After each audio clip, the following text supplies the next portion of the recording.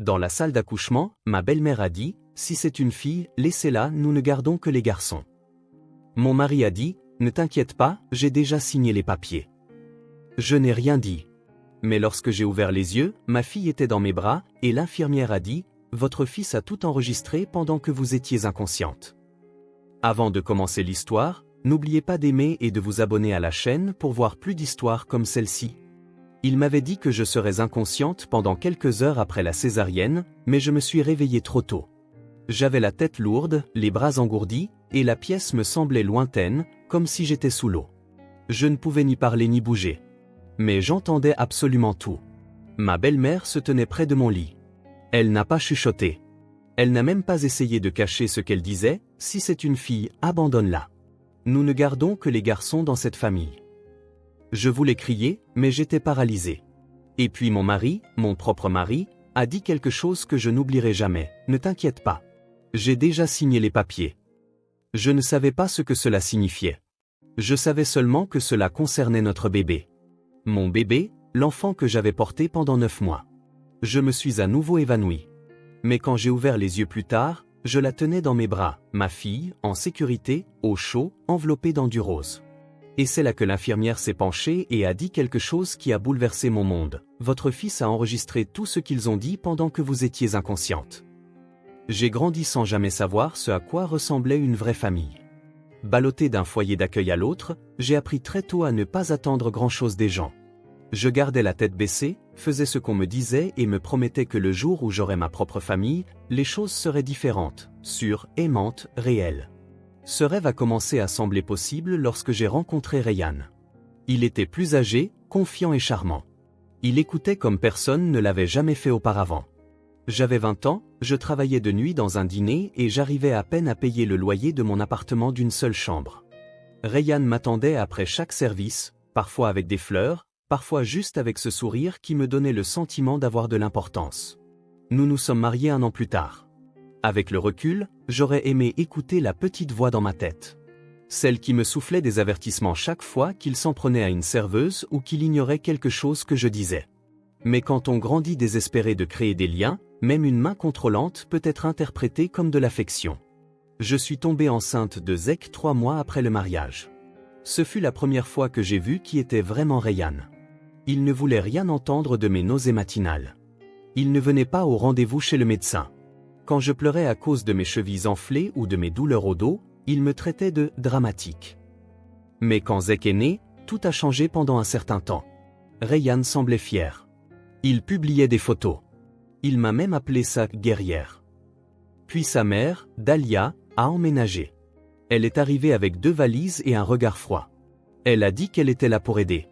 Mais en une semaine, elle avait pris le contrôle de la cuisine, changé la façon dont Zek était nourri et m'avait dit que je le tenais mal. Elle n'a jamais élevé la voix. Elle n'en avait pas besoin. Chaque mot était empreint de supériorité. Chaque regard était un jugement silencieux. Rayhan l'adorait. Si jamais je disais quelque chose, il répondait, « Elle sait ce qu'elle fait. Elle a élevé 3 garçons. » Si j'insistais, il se taisait ou disparaissait pendant une journée. J'ai cessé d'insister. Au fil des années, j'ai appris à vivre discrètement dans ma propre maison. Je marchais sur la pointe des pieds autour d'elle. Je préparais les repas qu'elle aimait. J'ai renoncé à inviter des amis. Je restais à la maison pendant que Rayhan et Dalia assistaient ensemble à des événements. Pour eux, j'étais juste le réceptacle qui apportait la prochaine génération. Zek est devenu tout mon monde. Il était doux et curieux, posant toujours des questions, toujours en train d'observer. Il s'asseyait avec moi pendant que je pliais le linge, m'aidant à assortir les chaussettes. Il remarquait tout, même les choses que j'essayais de cacher. Quand j'ai appris que j'étais à nouveau enceinte, j'ai ressenti une lueur d'espoir que je n'avais pas ressentie depuis des années. Peut-être que cette fois, les choses seraient différentes. Je voulais une fille. Je ne l'ai jamais dit à voix haute, mais j'ai rêvé d'elle. J'imaginais lui coiffer les cheveux, lui lire des histoires au coucher, lui montrer à quoi ressemblait vraiment l'amour. J'ai dit à Zek qu'il allait peut-être avoir une sœur. Il a souri et a demandé s'il pouvait aider à choisir son prénom. Mais dès que Rayhan l'a découvert, son humeur a changé. Il ne disait pas grand-chose, mais je le sentais. Il a cessé de dormir à côté de moi. Il passait plus de temps au travail. Dalia est devenue plus froide que d'habitude. Une nuit, je les ai entendus chuchoter dans la cuisine. Je ne pouvais pas distinguer les mots, mais je connaissais le ton. Quelque chose n'allait pas. Malgré tout, j'ai essayé de rester concentré. Je prenais mes vitamines. Je parlais au bébé. Je lui disais à quel point elle serait aimée. Je continuais à sourire pour Zek. Je me disais que Rayhan était juste stressé, que Dahlia finirait par se radoucir. J'ignorais l'angoisse grandissante qui me rongeait chaque fois que je les surprenais à me regarder avec quelque chose de plus froid que de l'indifférence, quelque chose qui s'apparentait au mépris. À 8 mois de grossesse, j'étais épuisé. Mon corps me faisait souffrir. Zek était la seule lumière dans ma journée. Il lisait à mon ventre, racontait des blagues à son futur frère ou sœur, et s'allongeait parfois à côté de moi quand je pleurais silencieusement au lit. Puis, tôt un matin, j'ai perdu les os. Les contractions sont arrivées rapidement. Rayhan ne m'a même pas aidé à faire ma valise. Pendant tout le trajet jusqu'à l'hôpital, Dahlia s'est plainte que j'aurais pu attendre une semaine de plus. À l'enregistrement, Rayhan a remis des papiers que je n'avais jamais vus. L'infirmière a semblé confuse, mais n'a rien dit. Zek devait rester chez une voisine, mais il a insisté pour entrer juste une minute, disant qu'il avait oublié son dessin. Je ne le savais pas alors, mais il a glissé son vieil iPod dans la poche de son sweat à capuche et nous a suivis à l'intérieur. J'ai été emmené en chirurgie, submergé et seul, priant pour avoir de la force. J'ignorais que ce qui était sur le point de se produire allait briser tout ce que je pensais savoir sur mes proches. Et je n'avais aucune idée que mon fils de 9 ans était sur le point de sauver la vie de sa sœur. Au moment où j'ai été poussé dans cette salle d'opération froide, je l'ai senti. Quelque chose n'allait pas. Les lumières étaient trop vives. L'air semblait trop immobile. Rayhan se tenait près de la porte, pas à mes côtés. Il ne me tenait pas la main. Il me regardait à peine. Dahlia était derrière le rideau, chuchotant à l'une des infirmières avec un sourire pincé qui n'atteignait pas ses yeux. Je me sentais exposé, seul et de plus en plus effrayé. Une infirmière m'a demandé si j'avais signé les formulaires de consentement. J'ai cligné des yeux, confuse. Je n'avais rien vu. Avant que je puisse répondre, Rayhan s'est avancé et a dit « C'est déjà réglé ». Son ton était calme, décontracté, comme si ce n'était rien. L'infirmière a hésité, m'a jeté un coup d'œil, puis a hoché la tête et s'est éloignée. Ils ont placé le masque sur mon visage pour commencer l'anesthésie. Mon cœur s'emballait. Quelque chose en moi me disait de me battre, de rester éveillé. Mais j'étais fatigué. Tellement fatigué. J'ai fermé les yeux, mais je n'ai pas sombré complètement. J'étais quelque part entre les deux, à moitié consciente, à la dérive. Mes membres ne bougeaient pas. Ma voix ne sortait pas, mais je pouvais entendre. C'est à ce moment-là que j'ai entendu la voix de Dahlia. « Si c'est une fille, abandonne-la », dit-elle clairement, comme si elle discutait de la météo. Nous ne gardons que les garçons dans cette famille. Les mots ont tranché le brouillard dans ma tête comme du verre. Mon corps est resté immobile, mais à l'intérieur, j'étais en train de hurler. J'ai essayé d'ouvrir les yeux. J'ai essayé de me redresser. Rien n'a fonctionné. Puis la voix de Rayhan a suivi. « Ne t'inquiète pas », a-t-il dit. J'ai déjà signé les papiers. Mes pensées s'emballaient. Des papiers? L'abandonner? Qu'est-ce qu'ils étaient en train de planifier? Ma poitrine brûlait de panique, mais j'étais piégé dans mon propre corps. Je voulais crier son nom, exiger une explication, supplier quelqu'un de m'aider. Mais j'étais paralysé, forcé d'écouter. Je t'avais dit qu'elle voulait une fille, a dit Dahlia. Elle est faible. Les filles rendent les femmes douces. Tu commences à leur donner des choix et elles pensent qu'elles comptent. Rayhan a ri. Elle ne le saura jamais. Elle est trop droguée. Dis juste qu'il y a eu des complications. Mon esprit ne parvenait pas à donner un sens à ce que j'entendais. C'était mon mari, l'homme que j'avais aimé, avec qui j'avais vécu, en qui j'avais eu confiance. C'était la femme qui avait vécu chez moi, tenu mon fils, partagé ma table. Il prévoyait de se débarrasser de mon enfant, de ma fille. Quelque part dans le couloir, j'ai cru entendre un bruit de pas. Un petit bruit comme du tissu frottant contre le carrelage. Sur le moment, je n'y ai pas prêté attention. Plus tard, j'ai réalisé que c'était le bruit de Zek qui se cachait juste à l'extérieur de la salle d'opération, serrant son iPod dans la poche de son sweat à capuche. Il n'était pas rentré chez lui comme on lui avait dit. Il avait suivi. Il avait tout entendu. Et il avait appuyé sur « Enregistrer ». De retour dans la salle d'accouchement, la chirurgie a commencé. Je ne pouvais pas sentir la douleur, mais je sentais une pression. Mes oreilles fonctionnaient toujours. Chaque son autour de moi était amplifié. J'ai entendu Dahlia dire si c'est un garçon, j'appellerai ma sœur tout de suite. Elle sera ravie. J'ai entendu Rayyan dire, nous dirons juste qu'elle n'a pas survécu. Il n'y avait aucune mention de moi. Aucune inquiétude quant à savoir si je vivrais ou mourrais. Il ne parlait pas comme si j'étais une personne. J'étais un corps, un obstacle, un problème à contourner. L'une des infirmières a demandé le nom du bébé. Rayyan a dit, pas de nom. Nous déciderons plus tard. Une autre infirmière a posé des questions sur le plan de sortie. Rayyan a dit que c'était déjà arrangé, mais une infirmière n'est pas restée silencieuse. Son nom était Maya. Je ne le savais pas encore, mais je ne l'oublierai jamais. Elle n'arrêtait pas de poser des questions.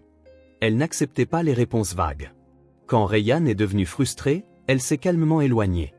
C'est là qu'elle a croisé Zek dans le couloir. Elle a vu l'iPod dans sa main. Il lui a dit qu'il avait quelque chose d'important. Elle ne l'a pas ignoré. Elle a écouté. Zek a diffusé l'enregistrement pour elle, là, dans le couloir, ses petites mains tremblantes. Elle n'a pas paniqué. Elle n'a pas fait de scandale. Elle a posé doucement sa main sur son épaule et a dit, « Tu as bien fait, mon chéri. » Puis elle s'est retournée et est allée directement voir l'infirmière en chef. À l'intérieur de la salle d'opération, je commençais à m'évanouir. J'ai senti mon cœur ralentir. J'ai entendu des voix étouffées. L'un des médecins a dit que je perdais du sang. Quelqu'un d'autre a dit qu'il augmentait les médicaments. Je n'étais pas sûr de me réveiller à nouveau. Je me souviens avoir prié, non pas pour moi, mais pour mon bébé. S'il vous plaît, faites qu'elle soit en sécurité. S'il vous plaît, faites que quelqu'un voie ce qu'ils essaient de faire. Quelque part dans le bâtiment, mon fils était en train de la sauver. Il n'a pas pleuré. Il n'a pas fui. Il a enregistré chaque mot qu'ils ont dit. Et il l'a remis à la seule personne qui était prête à arrêter de prétendre que tout allait bien. Quand j'ai finalement rouvert les yeux, la pièce était sombre, calme et stérile. La première chose que j'ai remarquée, c'est le poids dans mes bras. J'ai baissé les yeux et je l'ai vue. Elle était serrée dans une douce couverture rose, sa petite poitrine se soulevant et s'abaissant contre la mienne. Elle avait des cheveux foncés et les lèvres les plus douces que j'ai jamais vues.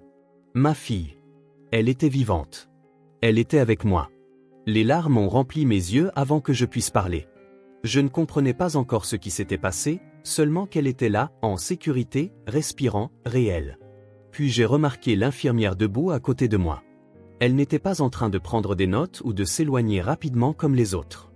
Elle me regardait attentivement, son expression sérieuse, mais gentille. Elle s'est penchée, parlant doucement, de sorte que seul moi pouvais l'entendre. « Votre fils a tout enregistré » a-t-elle dit. « Il a tout capturé, ce qu'ils ont dit pendant que vous étiez inconsciente. » Je l'ai fixée, essayant de comprendre ce qu'elle voulait dire. Puis les souvenirs me sont revenus comme une rupture de barrage. La voix de Dahlia, les mots de Rayyan, les papiers. Ma poitrine s'est serrée et j'ai instinctivement serré ma fille contre moi, terrifié qu'ils essaient encore de me la prendre. La voix de l'infirmière était calme et assurée. « Vous êtes en sécurité maintenant. Elle est en sécurité, mais nous avons besoin de votre aide pour la protéger. » J'ai cligné des yeux rapidement, luttant contre les vertiges dans ma tête. « Que voulez-vous dire ? » « Je m'appelle Maya. Je suis l'infirmière responsable de cet étage, a-t-elle dit. Votre fils est venu me voir pendant l'opération. Il se cachait dans le couloir avec un iPod. Il a enregistré une conversation entre votre mari et sa mère. C'est troublant et tout est versé au dossier. J'essayais toujours de comprendre le fait que Zek ait fait cela, que mon fils de 9 ans ait compris ce que je ne pouvais même pas exprimer, qu'il ait agi alors que j'étais complètement impuissante. Maya a poursuivi, nous avons examiné l'audio. L'administrateur de l'hôpital l'a entendu. C'est suffisant pour que nous lancions des mesures de sauvegarde d'urgence, mais je dois savoir que vous êtes prête à coopérer. J'ai hoché la tête immédiatement. Oui, tout ce que vous voulez. Nous avons isolé votre mari et sa mère de l'étage. Ils ne savent pas encore que nous agissons sur la base de quoi que ce soit. Nous leur avons dit que vous étiez toujours sédaté et que le bébé était sous observation. Nous vous donnons une chance d'agir avant qu'ils ne le puissent. Maya m'a tendu un clipboard avec un court document. Ceci est une déclaration formelle qui nous donne la permission de placer votre fille sous protection et d'entrer en contact avec les services de protection de l'enfance. Cela vous donne également l'autorité totale de prendre des décisions médicales sans l'ingérence de votre conjoint. Mes mains tremblaient lorsque j'ai pris le stylo. Signer était surréaliste. Quelques heures plus tôt, j'étais inconsciente, presque effacée de ma propre vie. Maintenant, Je la revendiquais par une signature. Maya a pris le formulaire et m'a fait un signe de tête rassurant. Vous venez de lui donner un avenir. J'ai demandé à voir Zek. Quelques minutes plus tard, il est entré avec une autre infirmière.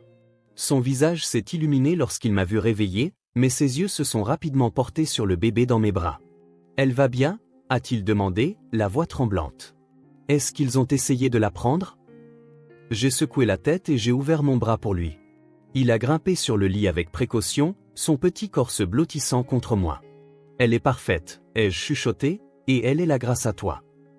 Il n'a rien dit pendant un moment. Il l'a juste regardé, les yeux écarquillés et protecteurs. Puis il a chuchoté, je les ai entendus. Je ne savais pas quoi faire, mais je me suis souvenu que tu avais dit qu'il fallait toujours protéger les gens qu'on aimait. Tu as fait tout ce qu'il fallait, ai-je dit, pressant mes lèvres sur son front. Tu as sauvé ta sœur. À l'extérieur de la chambre, Maya et les administrateurs ont commencé la procédure. La sécurité de l'hôpital a été informée. Les services sociaux ont été contactés. Rayyan et Dahlia étaient toujours dans la salle d'attente, ignorant que leur mot avait été capturé par l'enfant qu'ils avaient sous-estimé. J'ai regardé à travers la petite fenêtre vitrée de la porte alors qu'un administrateur de l'hôpital s'approchait d'eux. Dahlia a croisé les bras, clairement agacée.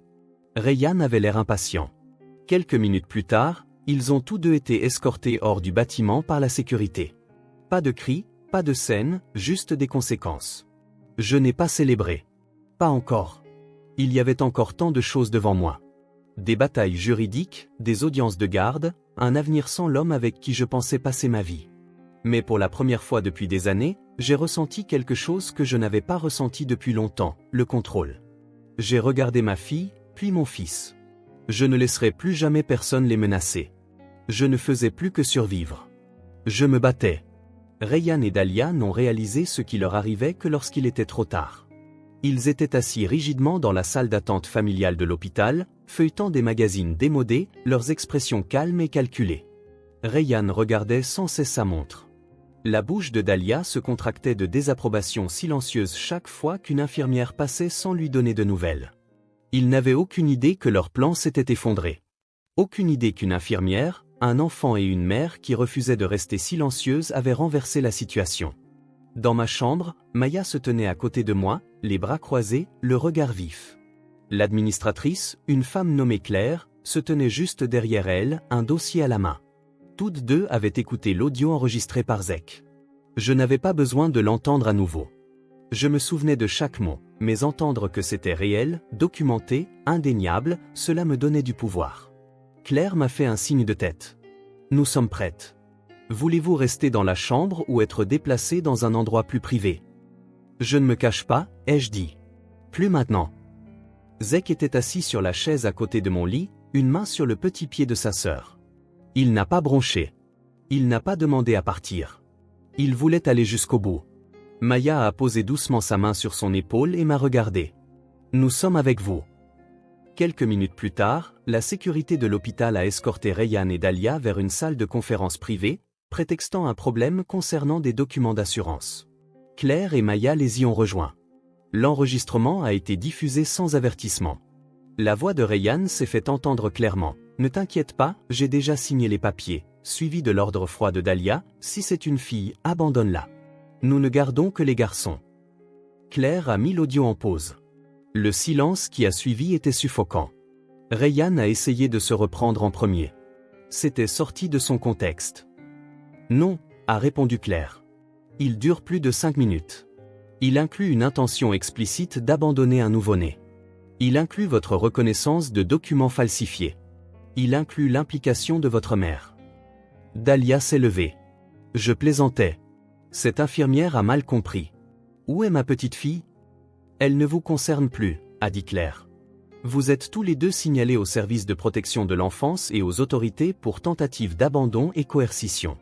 Vous ne serez pas autorisé à approcher l'enfant ou sa mère en attendant l'enquête. Rayyan a élevé la voix. Vous ne pouvez pas faire ça. Je suis son mari. J'ai des droits. Maya s'est avancée. Vous aviez des droits jusqu'à ce que vous tentiez d'effacer votre propre enfant avant qu'elle ne prenne sa première respiration. Vous les avez perdus. La sécurité a été rappelée. Dahlia a crié tout le long du couloir. Rayyan n'a pas regardé derrière lui une seule fois. Plus tard, on m'a dit que l'hôpital avait lancé une enquête interne et que les formulaires signés par Rayyan contenaient des sections falsifiées. Dalia avait fait pression sur un membre du personnel junior pour qu'il accélère des démarches administratives sans aucune validité légale. Ils avaient tout planifié, jusqu'à mon rétablissement, espérant que je me réveillerais devant un berceau vide et sans réponse. Mais la vérité était plus forte que leurs mensonges. De retour dans ma chambre, je me suis enfin permis de respirer. J'ai serré ma fille contre moi, traçant la courbe de sa joue. Zek s'est penché, chuchotant, « Elle reste vraiment, n'est-ce pas ? Elle est à nous » ai-je dit. « Personne ne la prendra. » Les jours suivants ont été un tourbillon de visites d'assistants sociaux, de documents juridiques et de longues conversations avec Maya et Claire. L'hôpital m'a offert une assistance juridique. La police a ouvert une enquête. Une ordonnance restrictive temporaire a été accordée dans les 24 heures. Je n'ai plus eu à revoir Rayyan ni Dalia. L'enregistrement fait par Zek a été soumis comme preuve. Il est devenu la base de toutes les démarches légales qui ont suivi. La juge qui l'a examiné a déclaré dans le procès-verbal de l'audience que c'était l'un des exemples les plus clairs d'abus émotionnels prémédités et d'abandon d'enfants qu'elle ait jamais entendu. On a demandé à Zek s'il comprenait ce qu'il avait fait. Il a hoché la tête et a dit « Je savais juste que c'était mal, et je savais que ma maman ne pourrait pas parler. » C'était ça, un enfant qui a vu quelque chose de terrible et a refusé de détourner le regard. Un enfant qui s'est tenu entre sa sœur et les personnes qui étaient censées l'aimer. Il n'a jamais douté de son instinct, même lorsque les gens autour de lui prétendaient que tout était normal. Cette nuit-là, après que le chaos ait commencé à s'apaiser, j'étais assise dans le lit d'hôpital avec eux deux. Zek d'un côté, ma fille endormie sur ma poitrine. Les lumières du couloir étaient faibles. La porte était fermée. Pour la première fois depuis des années, j'ai ressenti la paix. Je n'avais pas encore toutes les réponses. Je ne savais pas comment j'allais me payer un avocat ni où nous allions vivre une fois que je serais sorti. Mais je savais une chose avec une certitude absolue. Nous allions nous en sortir parce que la vérité avait une voix. Et cette fois, elle venait de la personne la plus petite et la plus courageuse de la pièce. Après l'hôpital, je ne suis pas rentré à la maison. Je ne pouvais pas. Cette maison n'était mienne que de nom. Chaque mur résonnait de leur voix. Chaque pièce était remplie du poids du silence avec lequel j'avais vécu trop longtemps. Au lieu de cela, j'ai été admise dans un centre d'hébergement pour femmes avec mes 2 enfants et un nouveau départ qui m'attendait à l'extérieur des murs qui m'avaient autrefois retenue captive. La transition a été difficile. Je n'avais rien d'autre qu'un sac à langer, quelques vêtements de rechange et un dossier rempli de formulaires juridiques, pas de voiture, pas de travail, pas d'économie, mais je les avais. Mon fils et ma fille. J'avais la vérité, et j'avais le courage qui venait d'avoir survécu à quelque chose destiné à me détruire. En l'espace d'une semaine, une organisation à but non lucratif local est intervenue pour m'aider. Maya, l'infirmière, qui ne m'avait jamais quitté, m'a mise en contact avec l'aide juridique. Un avocat pro bono a pris mon cas et a demandé la garde exclusive et une ordonnance de protection d'urgence. Le tribunal n'a pas hésité. L'enregistrement parlait de lui-même. Rayyan ne s'est même jamais présenté à l'audience. Dalia a soumis un déni écrit, qualifiant tout cela de « malentendu », mais la juge ne l'a pas cru. Zek a témoigné à huis clos avec un défenseur des enfants à ses côtés. Je craignais que ce soit trop pour lui. Mais quand il est sorti de la pièce, il avait l'air plus léger, comme si quelque chose s'était soulevé de sa poitrine. Plus tard, la juge m'a dit qu'il avait parlé clairement et calmement, décrivant ce qu'il avait entendu, ce qu'il avait vu et ce qu'il avait ressenti. Il lui a dit « Je ne voulais pas perdre ma sœur. Je ne voulais pas qu'elle soit seule comme maman l'était. » Cette phrase est devenue le cœur de mon dossier. 3 mois plus tard, la garde exclusive des 2 enfants m'a été accordée. Rayyan a été déchu de ses droits parentaux. Il a été interdit à Dalia d'avoir tout contact. Je n'ai pas célébré avec du champagne ou des confettis.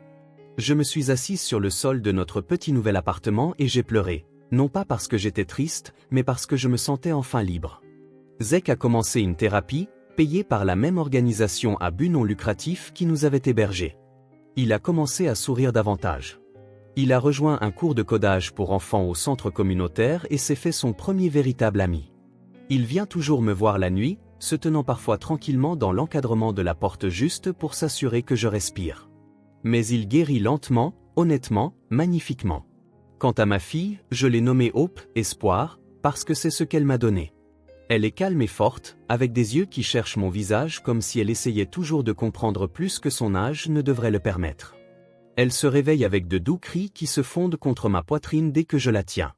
Je vois déjà des morceaux de zec en elle, alerte, pensive, stable. Chaque fois que je la regarde, je me souviens de ce qui aurait pu arriver. Et je me souviens de ce qui n'est pas arrivé. Parce qu'un garçon de 9 ans a trouvé sa voix quand je ne pouvais pas utiliser la mienne. Parce qu'une infirmière a brisé le silence que trop d'autres acceptent. Parce que j'ai cessé d'attendre que quelqu'un me sauve et que j'ai choisi de me battre à la place.